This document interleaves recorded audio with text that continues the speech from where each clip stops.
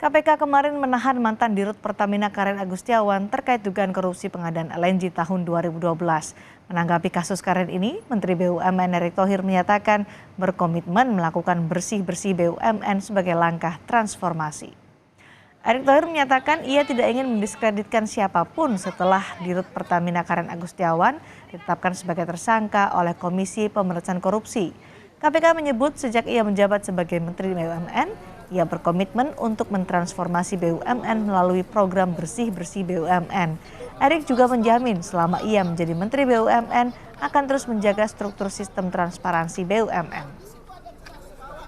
Itu 2013 ya, Bu? Ya begini, saya tentu tidak mau mendiskreditkan siapapun.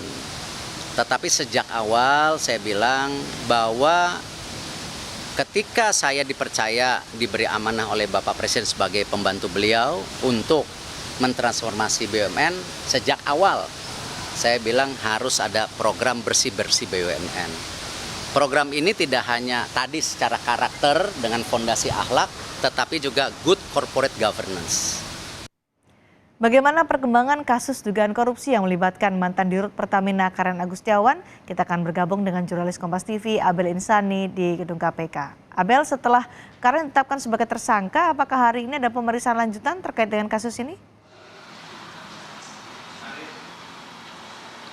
Ya, Cindy, belum ada untuk pemeriksaan lanjutan terhadap Karen karena memang kemarin setelah KPK memberikan keterangan bahwa Karen Kardinah atau Karen Agustiawan ini selaku mantan Dirut PT Pertamina yang menjabat pada tahun 2009 hingga 2014 ini sebagai tersangka atas kasus dugaan tindak pidana korupsi pengadaan gas cair yang dugaan korupsi ini dilakukan pada tahun 2011 sampai 2021. Memang proses penyidikannya akan terus dilakukan, tetapi memang untuk saat ini kapan proses penyelidikannya akan dilakukan kembali ini belum ada keterangan dari KPK. Yang jelas nanti KPK akan memanggil beberapa saksi untuk dimintai keterangan terkait dengan hal ini. Untuk saat ini Karen ditahan di rutan KPK selama 20 hari mendatang, terhitung sejak 19 September kemarin hingga nanti 8 Oktober 2023. Kalau kita lihat kasus perkaranya, KPK kemarin sempat menyebutkan bahwa sekitar 2012 ya, tahun 2012 ini PT Pertamina Persero memiliki rencana untuk melakukan pengadaan LNG sebagai alternatif mengatasi terjadinya defisit gas di Indonesia yang akan berlangsung hingga tahun 2040.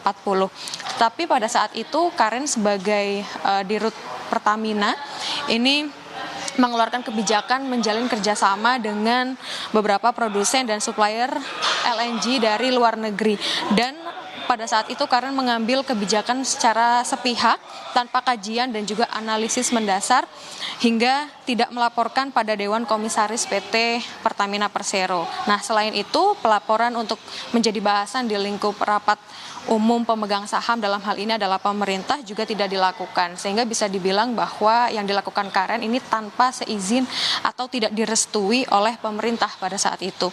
Namun ternyata dalam berjalannya waktu LNG yang dibeli Pertamina tidak terserap di pasar domestik. Akibatnya kargo menjadi oversupply dan tidak pernah masuk ke Indonesia. Dalam hal ini mengakibatkan kerugian negara sekitar 140 juta US dollar atau 2,1 triliun. Nah, dalam hal ini Karen disangka melanggar pasal 2 ayat 1 atau pasal 3 Undang-Undang Republik Indonesia nomor 31 tahun 99 tentang pemberantasan tindak pidana korupsi. Saat ini hari ini tidak ada pemeriksaan lanjutan, tetapi kita akan lihat besok apakah KPK akan melakukan pemeriksaan lebih lanjut terhadap saksi-saksi. Nanti kami akan mengkonfirmasi lagi kembali kepada KPK. Kembali ke Anda, Cindy. Baik, terima kasih Abel Insani melaporkan langsung dari gedung KPK Jakarta.